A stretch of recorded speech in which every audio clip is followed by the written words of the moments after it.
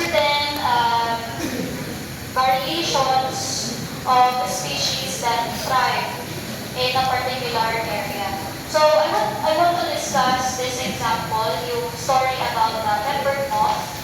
Yan, the scientific name is Piston betularia. It is considered as evidence for evolution. Alam niyo ba ito? Yung story ng pepper moth. Okay. So, before the Industrial Revolution, wala pa ng machines, wala pa ng masyadong mga pabrika. So, the trees were covered with lichen. So, let me zoom in. You know what a lichen is? What is a lichen? Lichen. Symbiosis of... Nalagay na po muna ng explanation dito. Yung sa Minecraft, ano? Okay, what is a lichen? Nag-blue ba? Pag sa nasa slow. Nakakita ba kayo ng lichen sa puno? Sa Minecraft May po. mga makita na Sa Minecraft. Okay, what is a lichen? Nag-glow pag nag-glow? Nag-glow pag madilim. Madilim. Ha? Search mo. Ano ba? Jim daw. Uy, dapat nila ng erase. Ha?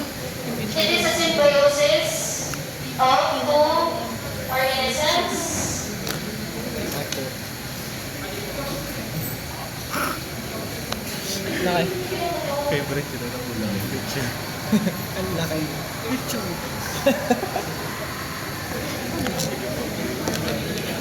Okay, anong organisms yun?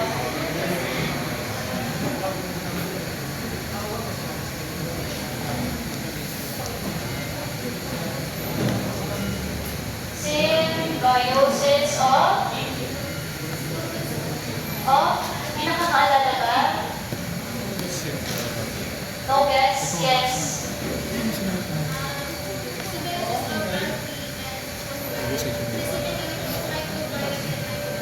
Symbiosis of algae and fungi. Okay. So, why are they in such a relationship? Ano ba yung ambag nila sa isa't isa?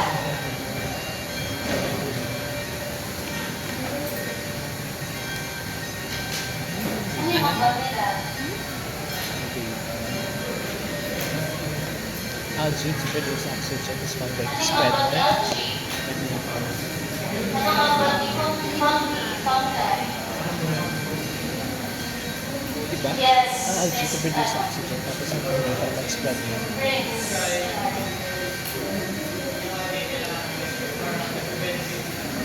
Ano yung contribution? Ano po ulit ulit?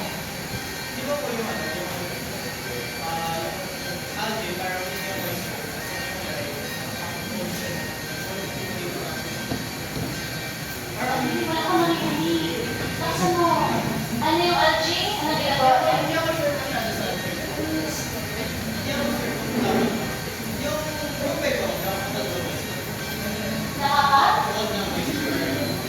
Nakaka-hold ng moisture. And then, ay, ang fungi, nakaka-hold ng moisture. And then, mag-grow.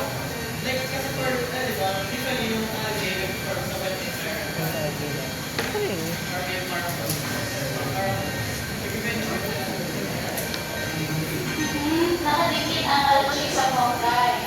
O, bakit? Yes, ano? May minsan Carlo.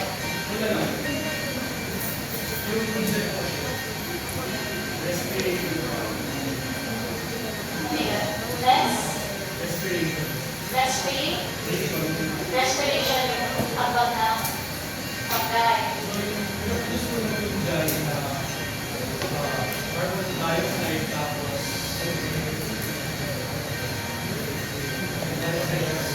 water, yung pinag-iigaw pa ng algae produce glucose and nag-reduce of In other words, ang algae, siya may capability naman photosynthesize. Okay.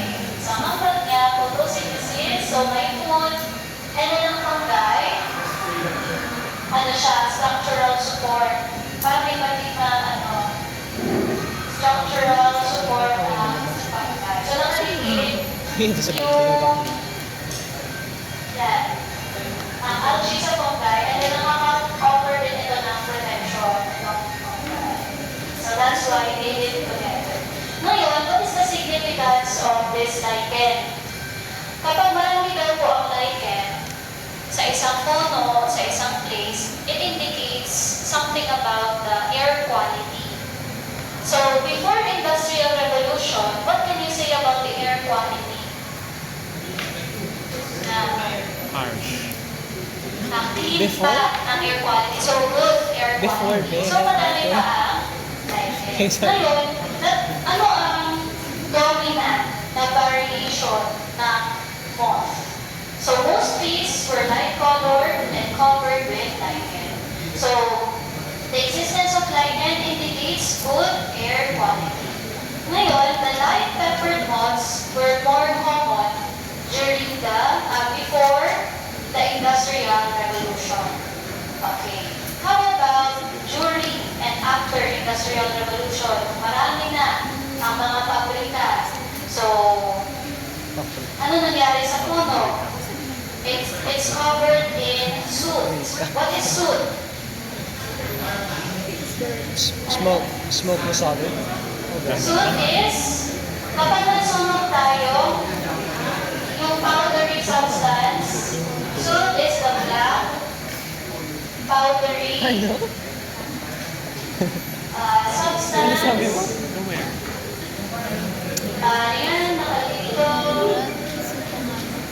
kasi So it is made up of carbon particles. So parang siyang residue ng burning carbon Kabalik ka rin sa particles. Ang ano? Okay. Diba? So, yung mga puno na covered in lichen ay umitim. The tree bark became dark and it killed the lichens. Kasi before, during and after Industrial Revolution, yung air quality is bad. Kasi hindi na okay. May air pollution na. So the dark-colored moths became more common. So yun nga, yung history, this is the evidence of evolution. Kasi, ano na yung naging common after, during and after the Industrial Revolution? Ito na, dark color na. Ito, dark color na moth. So before, ang common, ang makikita ninyo sa mga puno, yung peppered barayan. Ito, the peppered barayan. Pero during and after, ang tumami na ay ito na, black barayan ng peppered moth. What could be the reason? Bakit nag-change occurrence ng peppered moth and dark moth over the years? Yes, Sharon. Lichen is very visible po sa mga parts ng mga puno. Meaning that the trees are light colored po, which indicates na light colored din po yung moths before. And during after the industrial age po, since nawala na po yung mga lichen, talagang na po naso, yung dating light colored moths po, naging vulnerable po sila sa mga predator, so yung kumakain po ng mga moths. That's why, yun po yung naging turning point para po magkaroon po ng ibang variant para po maka-adapt sa environment na ngayon. So, naging turning point ang pollution para magkaroon ng dark barayan. Ang color po sa paper para po maging camouflage po ng mga moths. So, yun nga. Yun nga yung explanation mo po kanina. So, the reason why there are no dark-colored moths before the Industrial Revolution is that they cannot camouflage with the lichen. So, they are more visible sa puno. That's why they are preyed on by the birds. Pero during and after the Industrial Revolution, the peppered moths cannot camouflage with the color of the tree covered in soot. That's why ang naging common ay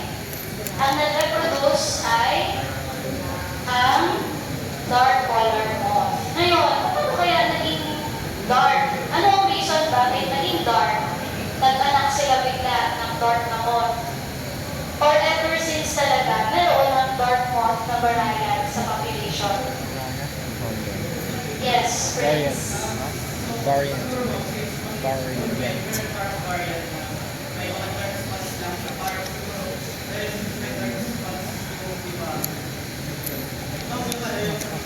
yung response maganda so siguro pwede tayo mag-assume na bakit meron parang may relation na nangyari na meron siya ng response and then slowly baga dumami yung mga response na yun slowly yung bombings na lang din mas madali ka mga dapat during the industrial period na solar cameras and kasi nakakamakas na siya kasi dahil doon para slowly yung mga meron ng dahil pag sila na mag-survive and then slowly mas naliwagin na Okay.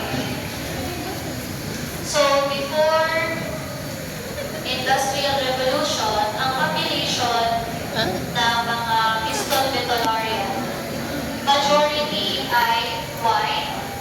Pero sa population, meron lang ibang dark na color. And why is it that the dark colored moths are not common during before Industrial Revolution? Because the dark colored moths will be eaten by the birds or the prey. And then, during and after the Industrial Revolution,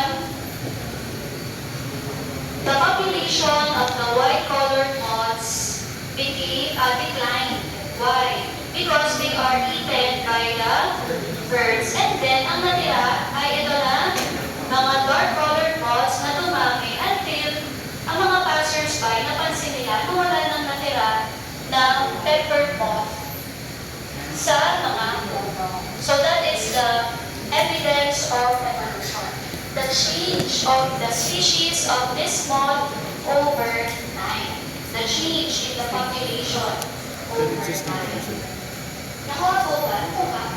Apo. So hindi po overnight na nag-anak sila ng black na color na moth.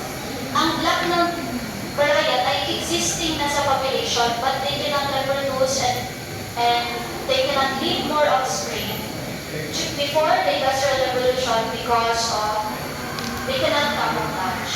So they are born